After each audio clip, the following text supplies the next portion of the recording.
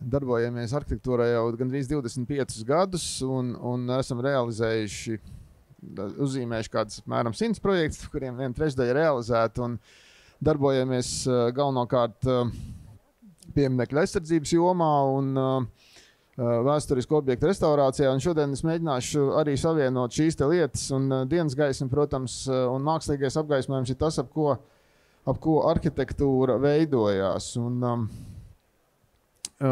protams, gan arhitektiem, gan pārējiem ir svarīgi kaut ko redzēt un ir raksturīgi, ka dienas laikā ir gaišs ārā un naktī ir tumšs, un tas arī veido arhitektūras būtību. Tālūk. Jā. Pirmā lieta, es atsaukšos arī uz Ilzi un Lieni. Ik pa brīdiem aizķēra to, ko jūs teicāt. Arī atsaukšos un sākumu vēsturiskiem objektiem un sākšu es ar, šis diemžēl nav mūsu projekts, tas ir Romas Panteons un viena tāda atskaites sistēma, es domāju, daudziem cilvēkiem domājot par dienas gaismu, tad Romas Panteona kā ļoti, ļoti masīvas ēkas. Vienīgais gaismas avots ir atvērums kupolā 9-metrīgs, un tas arī nodrošina šīs ēkas darbību, sākot no pirmsākumiem, kad ēka būvēta apmēram, bet mūsu gadsimta sākumā 128. gadā, kā visu dievu templis, tam Panteons, un attiecīgi tas lēmums par atvērumu, kā mēs saprotam, ir pieņemts dažādu apstākļu dēļ, lai varētu būt dienas gaisma, bet būtu reizē arī drošība. Šobrīd Panteonā ir tātad dienas gaisma un arī mākslīgais apgaismojums ļoti smalki izrisināts. Ir redzama josla virs, kur kupols satiekās ar vertikālo daļu, tur ir piegaismots un arī nišās ir mākslīgā gaisma, kas nodrošina redzamību tumšākajās stundās, taču nenoņem to galveno arhitektūras ideju, kas Panteonam ir, tad gaisma nāk no augšas, no dieva. Un, kā mēs redzam, detaļas visas šajā apgaismojumā ļoti labi redzamas. Jā, te iedvesma gaismas tirgotājiem. Tālāk neliels objektiņš, nezinu, var rādīt, ja? Nevis neliels, bet liels. Turpatās Romā Santo Stefano Rotondo. Tā ir viena no agrīnajām kristiešu baznīcām, apaļveida struktūra, šobrīd saglabājusies līdz mūsdienām, tātad pārveidots Romas laika templis, Mitras templis, pārveidots par kristiešu templi, atrodas aiz tādas necilas sētas un iekštelpā pavarās burvīga telpa, kura sastāv no dienas gaismas avota, būtiska vidū un pa perimetri neliela lodziņi. Un te mēs redzam senas ēkas gaismas veidošanas loģiku. Jā. Trīs apļi ir šajā apjomā, no kuriem vidusdaļa ir augstāka. Šīs te ir nosacīta oriģinālās ēkas rekonstrukcija 5. gadsimta. Te mēs redzam, ka kad ir ēka sadalīta ir segmentos, lai nodrošinātu tieši dienas gaismas piekļuvi, tad galvenā ēkas izveides jēga un veidols ir nāk no dienas gaismas iespējas iegūt dienas gaismu. Un tātad, nu jā, tie piemēri, par kuriem es stāstu, ka pirmās daļas vienojošais elements būs par ēku, kurā dienas gaisma nāk no augšas. Arhitekts, es tagad nenosaukšu vārdu, kurš veica rekonstrukciju 21. gadsimtā vairākas reizes, ir arī veidojis dizainu gaismekļiem ļoti, manuprāt, veiksmīgu. Un, jā, es nemāku paiet atpakaļ. Māk gan. Un, jā, iesaku apmeklēt šo te baznīcu, kā arī citus agrīnās kristietības objektus, ļoti interesanti. Tad tur satiekās vairāki desmiti gadsimtu, Un tad var vērot to visu, kādā veidā līdz mūsdienām tāda substance ir atnākusi un kādā veidā, kas ir veiksmīgs, kas ir mazāk veiksmīgs arhitektūras risinājums un kas tajā visā ir gaisma. Tālāk viens objekts vēl no Itālijas, protams, Itālija ar savu arhitektūras mantojumu ar vienu ir iedvesmas avots, daudziem man arī tā skaitā un ar vienu gribās pētīt, tad ir tāds diezgan zināms objekts kā Villa Rotonda pie Vicences, pilnībā simetrisks arhitektūras veidols ar 4 vienādām fasādēm, un tur vidū arī ir objekts ar dienas gaismu, maziņa laterna. Kādreiz viņi bija vaļēja kā tāds pats kā Panteonam ar vaļēju, bet šobrīd tur ir uzlikt laterna, 17. gadsimta uzlikt laterniņu maziņu.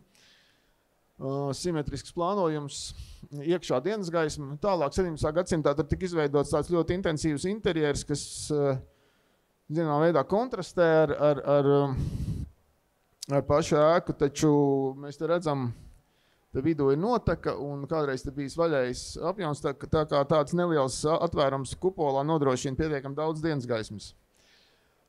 Un arī interesants moments, ka tur ir ārkārtīgi skaists skats uz to, no šīs ēkas uz visām 4 pusēm, un tas vidus daļas intimitāte ir tā, kas veido tādu arī kontrastu un patīkam sajūtu. Tālāk mēs pārceļamies atpakaļ uz Rīgu. Tas būs viens no mūsu biroja agrīnajiem darbiem 2002. gadā. Zīmējām villu, kas ir pēc plānojuma līdzīgi kā iepriekš redzētā. Mēs arī gribējām tādu veidolu, un arī klients gribēja, un tas bija tā laika eksperiments. Tā ir diezgan tāda robusta ēka, bet viņas iekšējā sajūta ļoti gaiša, un tur arī vidū ir atvērums, simetrisks plānojums ar rotondu centrā un telpām pa perimetru, griezums ar virsgaismu un atvērums arī. Tad šis te arhitektūras tēls ļāva izveidot ļoti vertikālu ieeju, tur arī nav pārsegums aiz durvīm, attiecīgi tā ieejas daļa arī divstāvīga. Un vidū ir atvērums. Tātad dienas gaismas avots no augšas, un veidojās diezgan patīkama sajūta. Klienti tur dzīvo jau, būs tūlītās 20 gadi un ir priecīgi. Viena nianse, ka tur tas, kas ir varbūt arī vēsturiskām ēkām, šobrīd ir karstas diskusijas, kādā veidā veidot virsgaismu jumtā, un šeit mēs esam virsgaismu iesēdinājuši vienā plaknē ar skārda segumu, nevis izvirzīti. Tur ir tāds specifisks mezgls, ko arhitekti māk uzzīmēt, kad faktiski to virsgaismu nevar redzēt, un tas ir viens no tiem arī tādām lietām, par ko var domāt. Nākamais viens projekts, kuram tagad 10 gadi ir, tā ir viena jumta izbūve centrā, Elsbetes ielā ar terasi. Un tur mēs beidzam attēlu šeit rādot, jūs sapratīsiet, tad tur bija tāda bēniņa telpa, kurā mēs saskatījām iespēju izveidot tādu tā kā biblioteku darbnīcu. Un šeit arī ir galvenais gaismas avots ir no dienvidiem, bet no otrā stāva. Un šeit ir ziemeļu puse, attiecīgi tur sanāca diezgan ideāls tas zonējums. Izveidojām arī visu interjeru. Tā.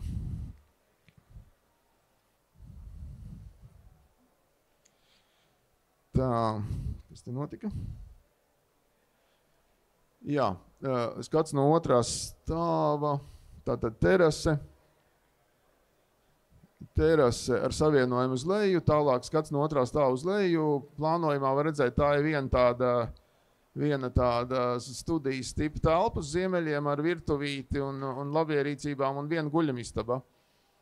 Un te tāds paņēmiens interesants no dienas gaismas viedokļa, ka negribējām zaudēt vienu logu, kas bija iekšā tajā kopējā telpā. Viņš palika telpā, bet no viņa nāk dienas gaisma arī uz labierīcībām, uz viesu WC. Viņš tāds noskaņās diezgan bagāts, ar lielu detalizācijas pakāpi. Tā izskatījās būvniecības laikā, un tur tas moments bija, ka bija iespēja visas mājas rekonstrukcijas rezultātā pārveidot bēniņu pārsegumu un izveidot šo te atvērumu esošajā situācijā. Jā. detalizācija, tad izmantojot ēkas vēsturiskos šarmu un struktūru un pievienojot nosacīt jaunas detaļas. Šeit ir guļamistabas skats, kāpēc es viņu ieliku, tāpēc, kā var redzēt, te ir arī tāda lieta kā augstie griezti. Tas bija diezgan liels eksperiments, kas ir veiksmīgi pierādījis sevi.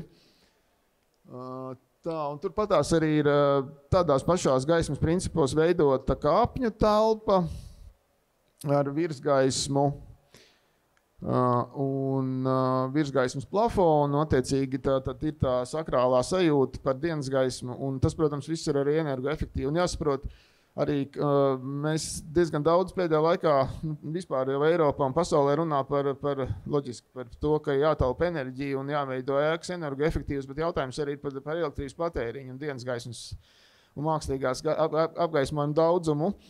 Jūs pieminēja par pētījumiem, kas nav balstīti vai ir balstīti zinātnē, un attiecīgi tas ir jautājums vienmēr. Viens tāds mans empirisks pētījums, ka nebūšu pārāk oriģināls, teikšu, ka baltas telpas ir gaišākas. Ja? Un tas Latvijas platuma grādos ir svarīgi.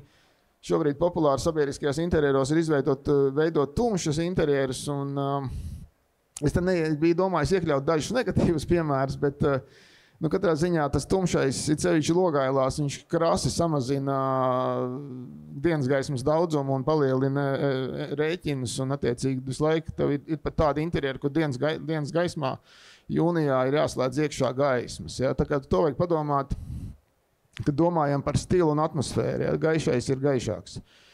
Tālāk, pavisam pie nopietnākām lietām, padās ir pabeidzies Rīgas pils kasteles vecās pils daļas, vienas trešdaļas puses būvniecība, restaurācija. Mēs sadarbojamies kopā Marka arhitektiem. Marka arhitekti vairāk piedalījās autoru uzraudzībā, bet tur ir divas tādas būtiskas lietas par dienas gaismu, ko es gribēšu pastāstīt. Tātad vēsturiskais Rīgas pils apjoms un, es teikšu uz priekšu. Un tad ir tāda maza ieliņa Poļu Daugavas gāta, kas savieno pils laukumu ar Daugavu, un tur ir, pareizāk sakot, tāds diezgan nozīmīgs Latvijas vēsturē telpas. Ir kapela, atrodas Šinīs pārnā un Remteris. Un kapelai un Remterim šeit restaurācijas rezultātā tika atjaunota vēsturisko telpu proporcija, diezgan sarežģīts būvniecības process, kur rezultātā tika izņemts vidū pārsakums starp 2. un 3. stāvu, kas tur bija cara laikā tādas voluntāras tās varas, kā mēs redzam šobrīd Ukrainā un pasaulē ir tāds piegājiens, ka to ar dažādiem paņēmieniem ar valodu, tā skaitā ar arhitektūru uzspied savu kultūru. Nē, tas nebūs kultūra, savu kaut kādu varas nospiedumu, un tas tika izdarīts arī pilī, tur daudzas jocīgas pārbūves, kas varbūt vēsturiski līdz šim nav analizētas tādā kontekstā, taču tā tas ir.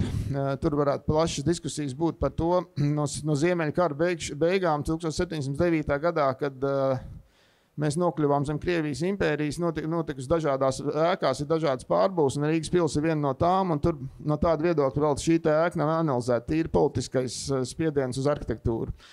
Jebkurā gadījumā pārsegumi ir izņemti, un tur parādījās iespēja izveidot jaunus logus, kurus es uzzīmēju jau ļoti sen, 2015. gadā, un tagad tas ir norealizēts. Esmu saņēmis ļoti daudz, nevis ļoti daudz, bet no dažiem cilvēkiem ietekmīgiem kritiku, kas 2 gadu garumā ir diezgan bijuši nospiedoši, bet taču rezultāts ir, manuprāt, veiksmīgs, un parādīšu detaļās. Tur viena tāda zīmīga lieta par dienas gaismu. Tad ir kapelas 2. stāvs, kapelas 3. stāvs, kas ir augšējais kapelas 2. stāvs, un šeit tika demontēts pārsegums. Tās ir lielas slodzes, un attiecīgi demontāžas rezultātā ieguvām vairāk gaismas. Šobrīd jau šis skats ir no jūlija beigām, tagad ir grīda pabeigta un kapela pabeigta. Un tāda dienas gaismas pielieta telpa, vizualizācija, un izveidojam logus, kas iezīmē vēsturisko logu izmēru. Kādreiz tajā pašā pārbūve rezultātā ir izlausti lielāki logi šeit. Kādreiz logi bija šaurāki kā šajās 2 ailās. Tā es paiešu vēlreiz atpakaļ. Jā, kā šajās divās ailās ir tāda šaura loga, un es mēģināju iezīmēt logu izmēru ar tieši to stikla un rāmju veidolu. Tātad šis te ir nosacīt ordinālā loga izmērs, kas kādreiz bijis. Un malas ir veidots arī no rāmjiem, no stiklojuma rāmjiem, attiecīgi iezīmējot vēsturiskās logailas vietu. Ja? Tā ideja tāda ir. Un tur viena tāda vēl būtiska nianse, kad taisot vaļā un vispār pētot ēkas, sapratu, ka gribētos tomēr panākt kādu sakrālāku, vairāk tādu uz iekšu vērstu sajūtu, un attiecīgi tā frontālā daļa no rāmjiem ir matētā stiklā, un tīrā dienas gaisma ienāk tikai no sāniem. Ja? Te mēs varam redzēt, saules gaismas nospiedums ir tikai uz sāna ailas, un attiecīgi šeit arī saulainā dienā te nav spēcīga ēna, kas tā kā tur ir paredzēts izstādīt Latvijas Nacionālā vēstures muzeja koku reliģisko skulptūru kolekciju, kas ir pateicīgs veids, attiecīgi, ja loks ir matēts, tad nevajag taisīt blindus priekšā. Un tur vēl papildus ir izveidots arī tāds inženieru komunikāciju kolonas, ko es nosaucu. Tas bija tāds vesels process, ko es braucu pētīju, kā citur to dara, jo Latvijā tas līdz šim nav realizēts, un tad mēs sakoncentrējām visus mākslīgu apgaismojumu tādās vairāk izmēru kolonās, dažādās telpās, kurām ir pakļauts arī tā skaitā visa elektrības sistēma. Un šitas te muģeklis, ko es gribēju parādīt, žēl, ka nevar piezūmot, otrais stāvs ir šeit, tad ir ideja, kad ir pa perimetru, pa grīdā iet viss elektrības vājstrāva ugunsdzēsības kabeļu sistēma iet grīdā, un tad attiecīgi uz leju vai uz augšu tiek padots nesējs. Un tas pats ir izdarīts arī pagrabā. Es minēju divas lietas. Otra lieta ir pagrabs pilī, kurš drīz būs arī dienas gaismā ieraugāms caur atvērumiem jauniem, bet šobrīd tas vēl nav norealizēts, bet katrā ziņā pagrabs pats mēs pazeminājām grīdu pa 70 centimetriem, te arī ir izveidot tāda inženieru komunikācijas sistēma zem grīdas, kas ir ļoti tāds smags process no būvniecības, bet tā kā pils pagrabs bija pamats bija zems, tad to varēja atļauties izdarīt, un tad tur ir tāda milzu šahta zem grīdas divmetrīga, un viņai maliņā šeit ir arī gaisa pieplūde un elektrības sistēma, kas attiecīgi tās kolonas nobaro, un tad šis te ir mazgals no otrā stāva. Tad ideja ir tāda, ka pa visu pili iet tāds divas trepas zem grīdas, kas nodrošina visu kabilizāciju, un tā kā trešā kārtā ir paredzēts vēl izmaiņas, tad attiecīgi paceļot tos vākus augšā varēs papildināt to sistēmu ar jauniem kabeļiem. Un jā, tas griezumā ir šī vietā, te ir pils pagrabs, te ir otrais stāvs demontēto pārsegumu, un te ir paredzēts jauns atvērums Daugavas gātē. Šobrīd vēl nav realizēts, tur vēl finansējums tiek meklēts, un attiecīgi tur arī mitruma problēmas, to jums nestāstīšu, bet katrā ziņā šī atvēruma rezultātā būs pieejama arī dienas gaisma pilī, super sarežģīta pāļu sistēma. Tur ir siltumtrasa un elektrība un vājstrāvas, un te ir viena kanalizācija, kas iet uz Daugavu, te ir gruntsūdens līmenis, tā tur joki mazi. Un tad mēs dabūsim to, kad ir atvērums divas ieejas ar dienas gaisma 5 šaujamlūks, kas kādreiz vēsturiskajos aprakstos ir aprakstīts kā šaujamlūks šaušanai par īdziniekiem. Tā tur ir rakstīts. Tad ir Livonijas ordenis un bīskapija bija divas dažādas valstiskas struktūras, kas savā starpā nevarēja sadzīvot. Turpat blakām ir Anglikāņu iela 5, tas tāds objekts, ko mēs esam projektu pabeiguši. Tur vienkārši viena tāda dienas gaismas lieta bija mēs esam tomēr saskaņojuši jaunas logus bēniņos, un caur izbūvēm mums ir tāda jauna ideja par keramikas izbūvēm. Attiecīgi, to mūs saskaņoja Nacionālā kultūras mantojuma pārvalde, un attiecīgi tur būs arī gaišs iekšā. Jā. Tālāk ir otrā daļa. Pusstunda vēl, ja? Pusstunda. Jā, es tā steidzos, laikam tad lēnāk. Tā bija pirmā daļa, un otrā daļa, es te biju domājis tādu pauzīt, uztaisīt politisko, beigās pārdomāju par teātri, kas notiek Latvijā. Varbūt pēc tam. Un otrā daļa ir veltīta dienas gaismai kultūras būvēs, kas ir viena tāda tēma, kas nav populāra pasaulē, jo teātris un izklaide koncentrējās uz mākslīgu apgaismojumu. Šeit šobrīd ir arī pasaulē diezgan liels spiediens no elektrības ražotājiem, piegādātājiem. Tas ir milzu bizness, kur ir pats izpildītājs mākslinieks, tur paliek kaut kādā tur ar 6%, pārējais aiziet skatuvēji un gaismām. Ja? Un Attiecīgi tā tēma, ko lielais bizness nelabprāt zina un grib, tā ir dienas gaisma, kurā, manuprāt, varētu notikt arī kultūra. Tā, te viens maziņš bildīt ir. Tā, tad tas, ko es rādīju, ir tāds liels Farnēzes, varētu to saukt par pili, komplekss Parmas, pilsētas Parma centrā, būvēts 1500. gada 80. gados Farnēzes un tā teikt, Farnēzes ģimenes un Spānijas karaļa galmu kāzu vajadzībām. Liels, mega pasākums, palasiet pa šīm kāzām. Tas ir kaut kas bijis unikāls, un šīm te kāzām pa godu tika uzbūvēts arī teātris.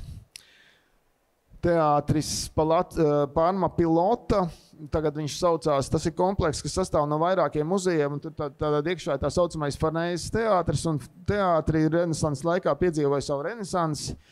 Tāds ir jēdziens kā renesanses teātris. Un, protams, ka tajā laikā nebija elektrības, un tā dienas gaisma teātrī viena no lietām. Šī te otrā stāvā, virs otrā stāva, te mēs redzam tos mazos lodziņus, tie ir lodziņi, kas nodrošina šī te lielā teātra darbību. Teātris domāts 500 vietām. Galā tas ir skaitās pirmais teātris ar proscēniju. Un dienas gaisma kā avots pasākumiem, protams, ir sveces, ir cita veida vēl eļas gaismas un tā. Bet tā ir viena tēma, jā, kas būtu, par ko būtu jādomā arī mūsdienās. Un, jā, dienas gaismā skaisti.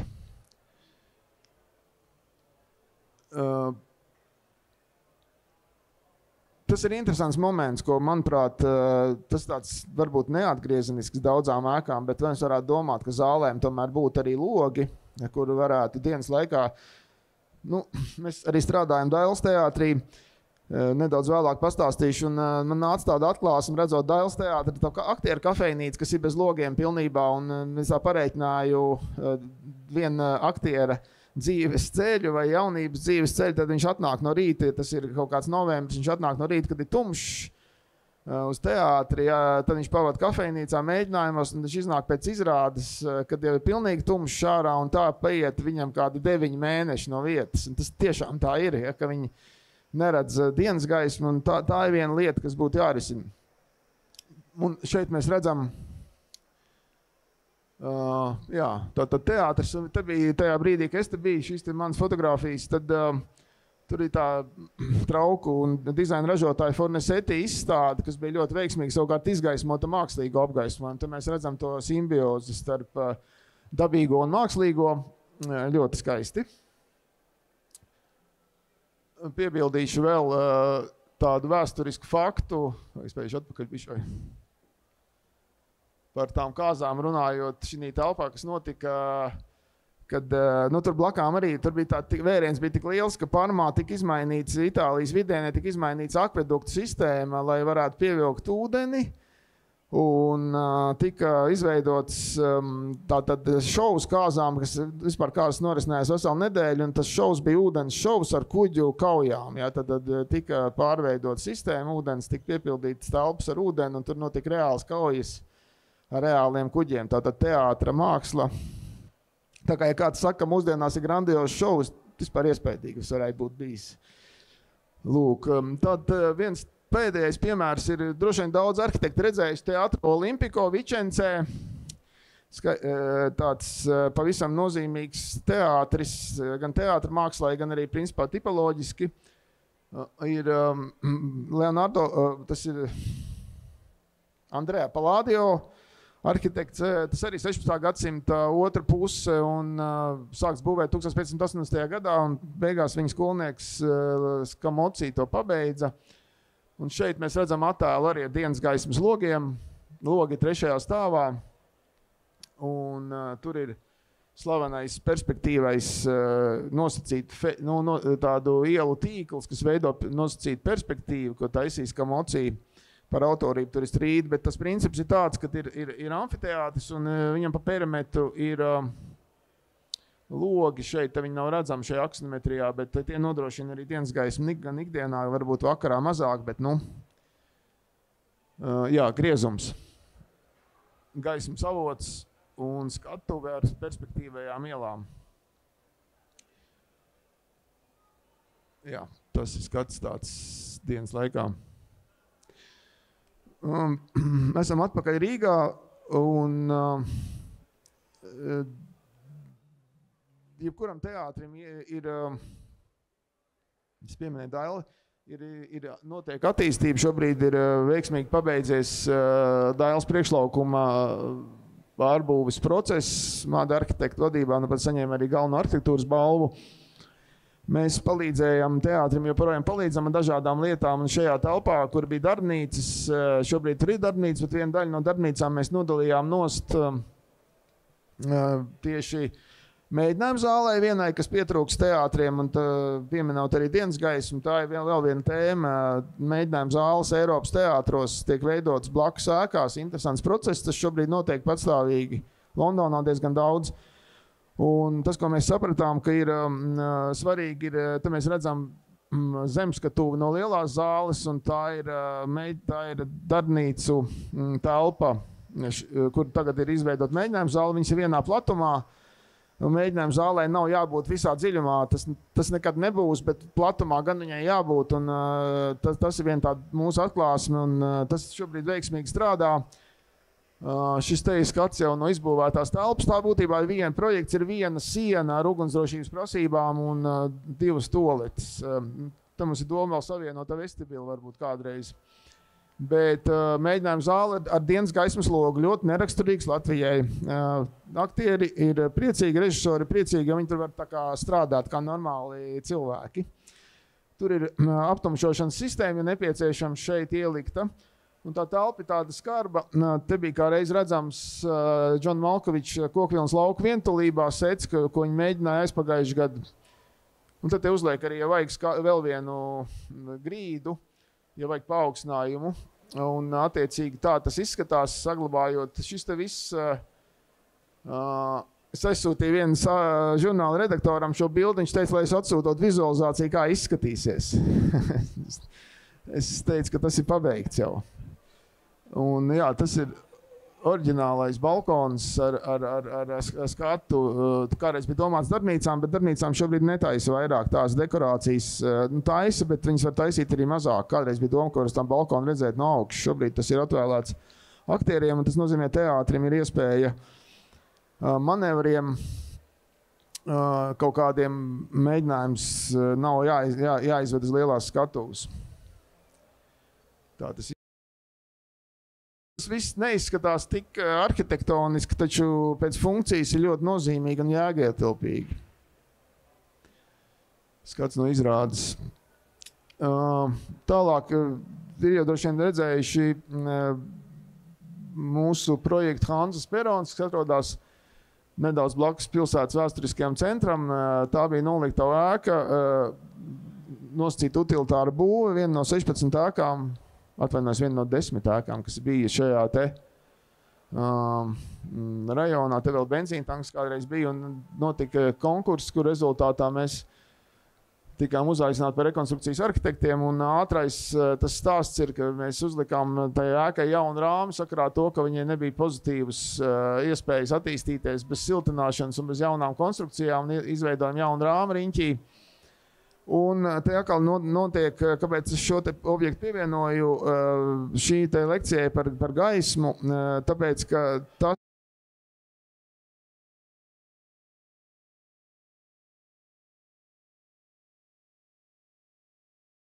izveidojam vēl tādu dienas gaismu stikla sijām. Un veidojās tāda tipoloģiska lieta kā kultūras būva dienas gaismā. Ja? Tas nav raksturīgi pasaulē, un es domāju, tas ir svarīgi ar vienu jādomā par to. Šobrīd gan ir tā, ka vismaz Hanzas perona un citur es saprotu, ka mums tur ir tie plāni, tos pārējuši pāri. Te var redzēt, piemēram, vakara gaismā, te ir virslogi, un tā ir virsgaisma, ko mēs jaunu izveidojām. Virsgaisma jauna. Principā, pasākums varētu notikt dienas gaismā, bet šobrīd to ir vēlās izmantot apmēram 9% pasākumu rīkotāji. Apmēram 1/10 daļa gribētu, lai būtu vaļā logi. Un tā ir tāda liela kaislība, kuru vajadzētu attīstīt, un tur ir, man liekas, perspektīva. Es domāju, ka cilvēki ir noguruši no lāzeru šoviem, un vēlējums, ja kāds man dzird vai redzējis kādreiz vēlējums pasākumu režisoriem, tie, kas domā par pasākumiem, es domāju, domāt par dienas gaismas pasākumiem. Tas pilnīgi jauns kaut kas būs. Ja? Un tur cilvēkiem, es domāju, tas laiks, kad 20. gados, 20. gadsimta 20. gados bija tas teātris ar to prožektoru, ja? Ka iznāk aktieris, viņam parādās tas baltais rimbuls uz melnā fona, un tas ir pagājis, bet tas ir tā laika estētika, un tagad ir visādas iekārtas, bet es saku, tas ir liels tāds spēcīgs arī lobijs. Lobijs vispār biznesā, līdz ar to tur grūti pret to ir cīnīties. Bet, katrā ziņā šai zālē ir iespēja to visu darīt ar dienas gaismu. Tur ir tādi mākslīgi apgaismojumā, šeit ir tādas 4 tieši precīzi sliežu platuma līnijas, kas ir floss running magnetis, pielāgot speciāli šai vietai. Tur bija diezgan liels cīņas, kamēr to visu palaida. Te tādi prožektoriņi, kas bīdās uz magnētiem, tur viņam katram ir IP adrese, un tas ir tas patstāvīgais apgaismojums, kas mums nodrošina apgaismojumu vakar stundās, tad, kad nav pasākums, vai arī ir pasākums, kuram nav speciāli apgaismojums tāds vajadzīgs teatrāls, kāds scenogrāfisks. Jā, virsgaisma. Vestibils ir katru reizi gaišs, tikai tagad, kad ārā ir tumšs, tad arī vestibilā ir tumšs, bet principā cilvēki pieraduši konferencēm, tas ir labs. Tas dienas gaismā, tu vari iziet ārā, tu vari redzēt, kas notiek. Un arī tas bija viens no tādiem pamatgājieniem, ka mums knapi izdevās norealizēt, ir šī te noeja gar fasādi, jo te ir pagrabs, un tad būvinžnieriem bija baigi pretenzijas pret to. Mums vajadzēja citā vietā, teica, ka liek kāpnes. Tā kā mums izdevās beigās norealizēt, tad sanāk, ka dienas laikā arī vestibils ir gaišs ar to atvērumu. Tā tur ir. Principā tā virsgaisma augšā, tas, ko es rādīju, nodrošina arī dienas gaismu. Un vakarā viens no tādām lietām, ka mums nav šeit vertikālie stabi, te 2 ir, bet principā šeit ir zemais apgaismojums, kas nodrošina to, ka vēsturiskā ēka caur stikli ir redzama. Pēdējais ir necilā kurtuve Valmierā, kur esam arī pagodināti un priecīgi par saņemto starptautiskās žūrijas nozīmīgu atzinību, bet šeit es pastāstīšu vienu tikai sīku lietiņu par logiem. Tā tad ir esošā noliktavas telpa, kurtuvas telpa, katlamājas telpa, un tur katlamājā bija tādi haotiski izvietot logi. Un tie logi šobrīd ir saglabāti tieši uz Rīgas ielu, kas veido tādu speciālu scenogrāfisku efektu. Tad ēkas noliktava ir ierīkot jaunu ieeju, nodalītas ir apmeklētāji un aktieru plūsmas ar vienu tādu zigzagainu starpsienu labierīcības kafejnīcu.